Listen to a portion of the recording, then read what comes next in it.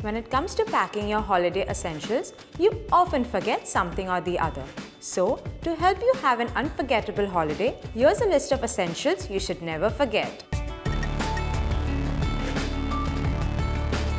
Basically, this first step involves doing so much research on the place you're about to visit that when you get there, you feel like you're there for the 10th time because you just know everything there is to know about it. So what you need to look into is not only what the good neighborhoods are, but also what the bad neighborhoods are, because you need to know where not to go.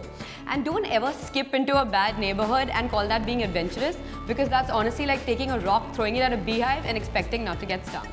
Now that you've done your research and know every nook and corner of the place you're going to visit, it's time to pack your beauty essential. Coconut oil is used to lighten spots. It even is used to treat sunburns or just as a sunscreen. In addition to that, it also has anti-aging properties. It is absorbed very easily into the skin and makes it extremely soft and supple. If you're looking for the perfect travel buddy, you found him.